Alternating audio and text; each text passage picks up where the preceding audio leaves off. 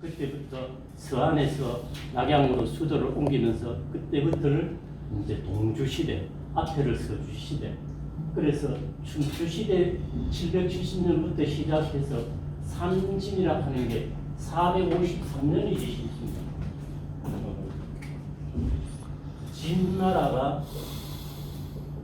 진나라가 한 나라가 있었는데 이 나라가 6개 제후가 아니고 대부들 세력 싸움에 의해서 결국은 저기 나오는 조한 위로 나누어집니다.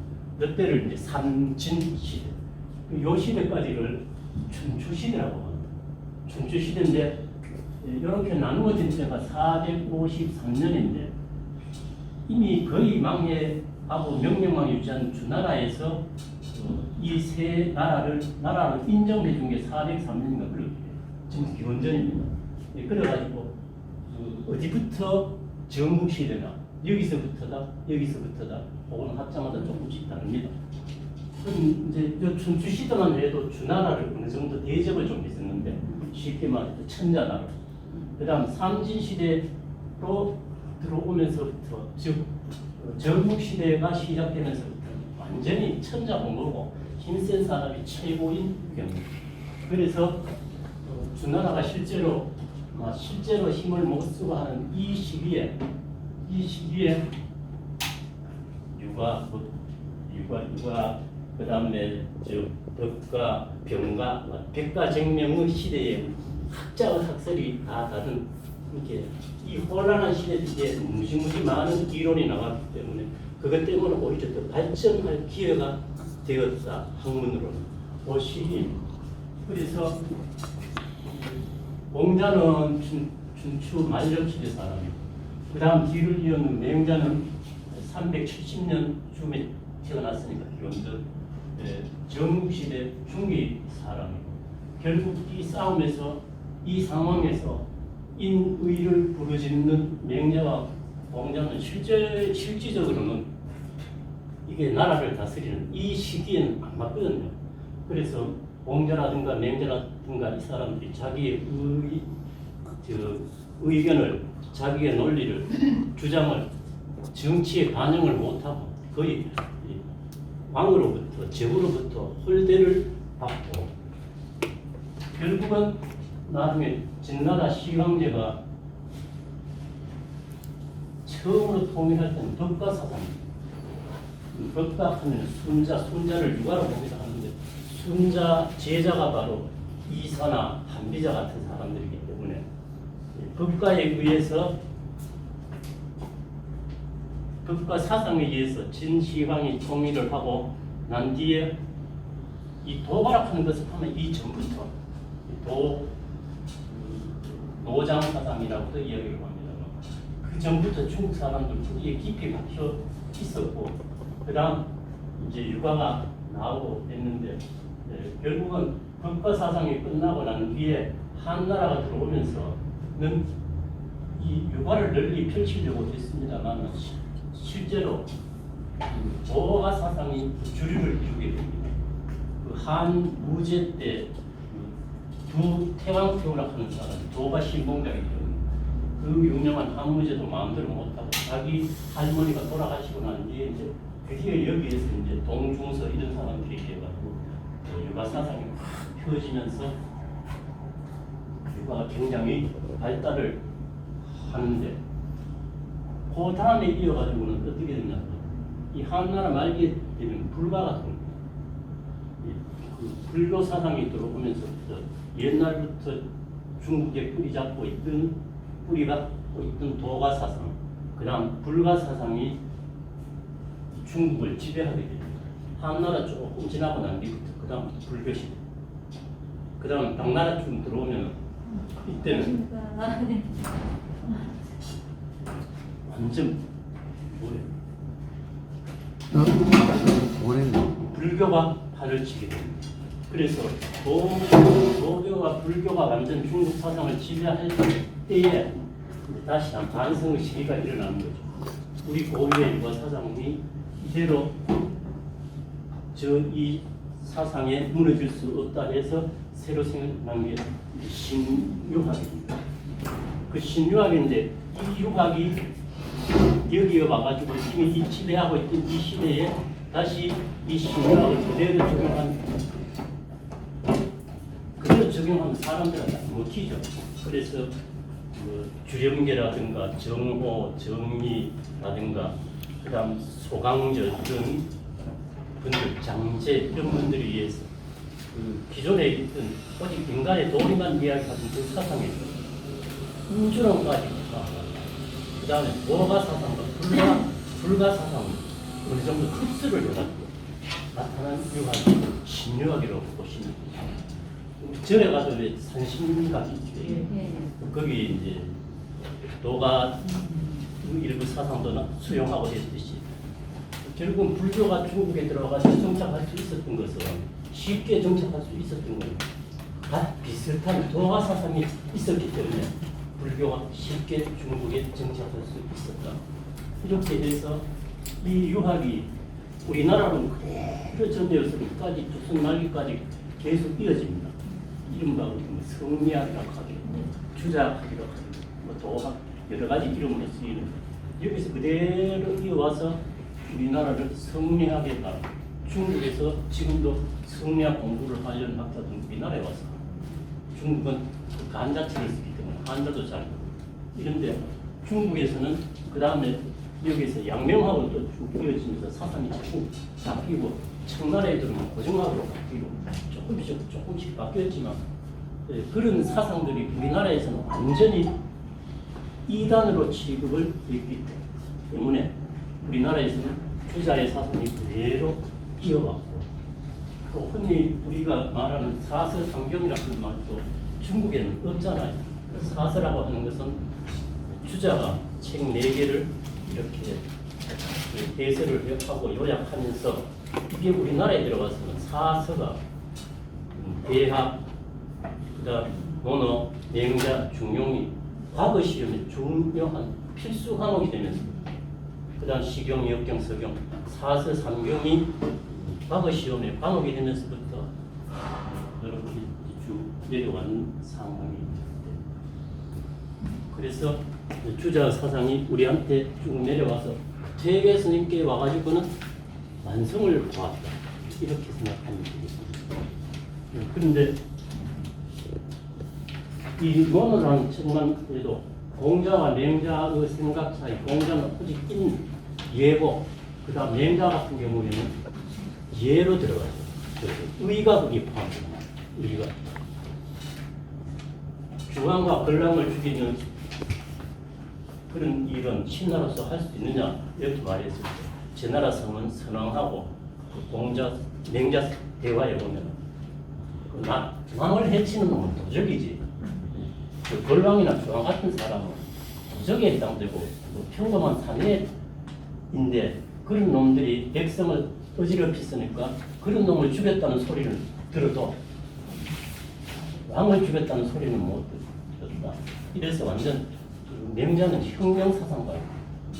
좀 묘하게도 그 맹자책이 한때 금사가 되기도 하고 우리나라에서 그랬고 완전 혁명 사상이고 왕이 흥망되면 엎어 이런 사상이기 때문에 이 책을 이제 우리나라에 들어올 땐 정몽주가 정도전한테 맹자책을 권해줍니다. 그리고 그 정도전이 그걸 계속 읽으면서 완전 혁명사상으로 바뀌어서 맹자의 사상을 조선 건국에 굉장히 많이 인용을 합니다.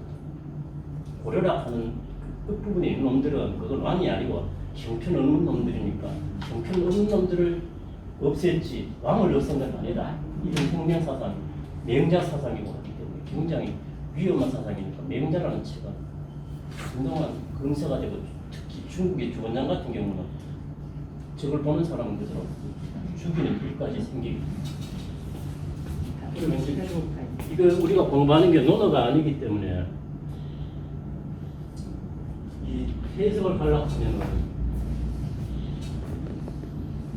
그 나라 그 당시에 전체 정치의 상황, 그다음 대화 상대의 형편, 그 당시 상황 이런 거에 따라 그걸 알면은 해석에 도움이 됩니다. 예를 들면 맹무백이 공자한테 효가 뭡니까 하니까 자식이 아플까봐 걱정하는 것 그런 걱정을 없애주는 게 효다. 그러면 일반적으로 모든 사람들이 뭐라는 것은 자식, 내 건강을 잘 지켜서 부모님 걱정을 안 하게 해주는 게 효다. 그렇게 생각할 수가 있겠는데 사실은 맹목이 굉장히 건강이 안 좋았거든요. 그러니까 맹목한테는 이렇게 효를 해요. 의자가 물었을 때는 부모 뜻을 어기지 않는 것이 효다.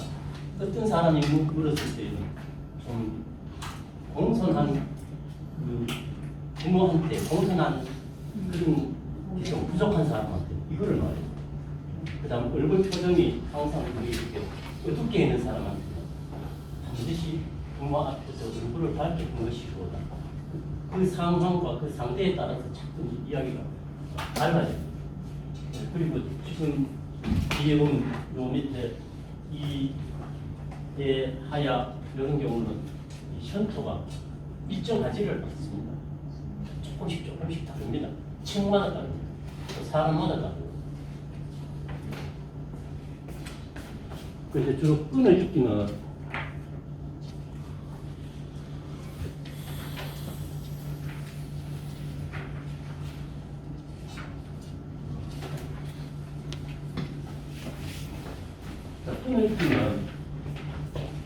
어쨌든 여기에서 단어를 짧게 그다음 낮게 거기에서 끈을 읽고 하는 것이 이제 읽기에 좋은 점입니다.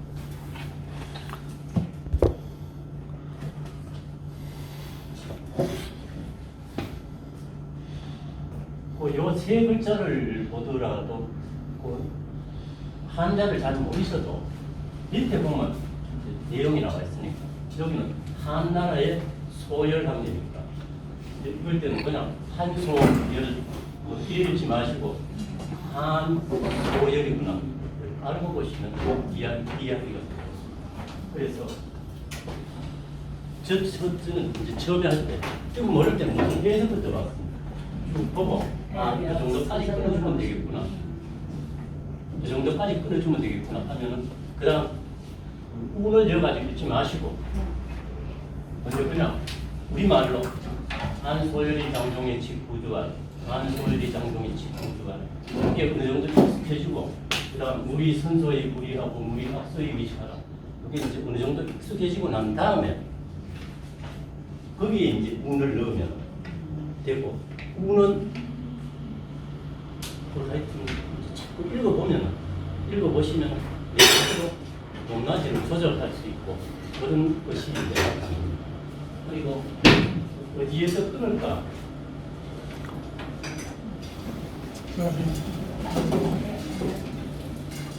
어디에서 끊을까? 이거는 여기서 끊는 게 정해진 것이라기보다는 내 호흡 양에 따라가지고 좀 부담스러우면 좀 짧게 끊고 괜찮으면 좀 길게 열해가지고 그런 경우는 이제 한소열이 장종의 직구주할 이렇게 하는 데도 있고 아니면 직구주하야왈 이와 같이 왈자를 끌어버리고 조금 낮게 직구주알무리 이거는 계속 쭉 나가야 됩니다. 한번 더 하시면 장종의 직구주알 여기 물이 선소의 불이하고 물이 앞서의 위치하라가 이제 어느 정도 익숙해지면 여기 운을 넣어가지고 물이 선소의 불이하고 물이 앞서의 위치하라 이런 식으로 되겠습니다.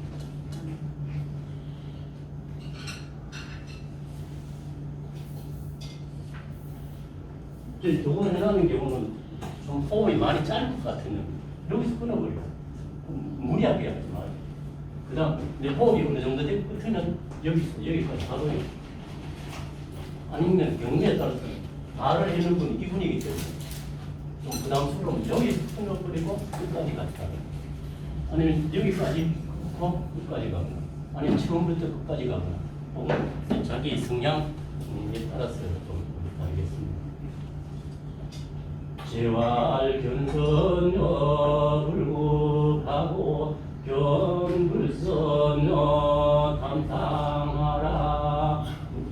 나가셔도 되고 아니면 제발견선여 불국하고 여기서 끊어버리시도 되고 이렇게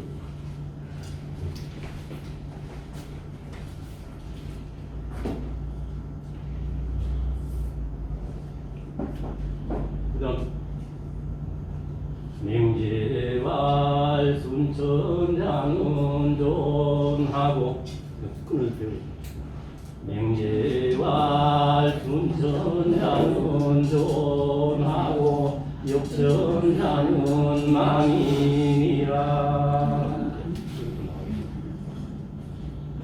망자는 없을 문자라고 쓰입니다. 그런데 이제 지금 자꾸 이제 천천 해가지고 천명이 뭔가 뭐라고 단언할 수도 없지 뭐. 천명이 봄 다음에 여름이 오는 게 그다음 배가 고프면 밥을 먹으죠. 이렇게 순리대로 살아가는 것이 천명이다. 인간은 도리대로 살아가는 것이 천명이다. 다양하게 해석이 가능했습니다. 요거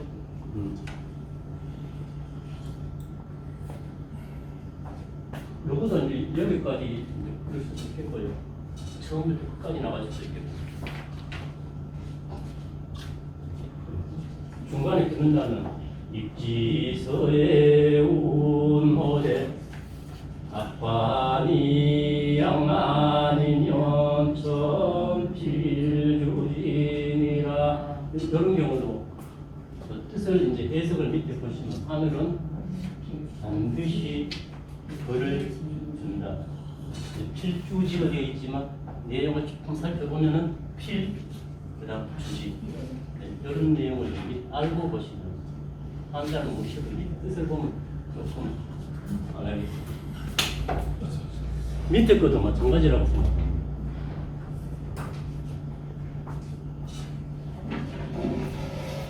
이런 경우는 어느 정도 이제 도가 사상이 좀 유입이 됐다. 또 그런 뜻이 보면 되겠는데 만사가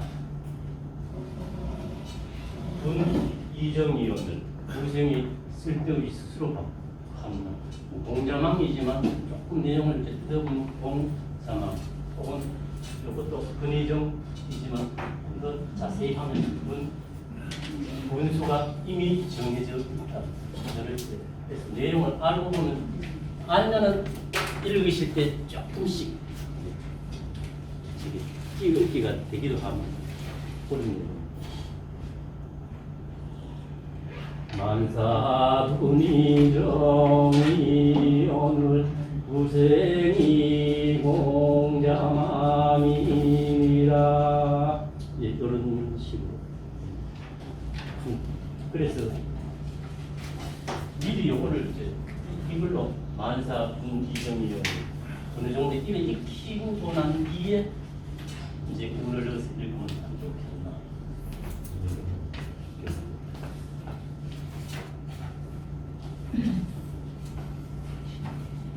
여기서 내용은 어느 정도 이제 이런 사상이 좀 들어가 있는 게 아닌가 이런 생각이. 우리가 아주 잘 모르는 게 이제 뭐 중국의 사성해가지고 조금 더 쉽게 말하면 장단 뭐 그런 거.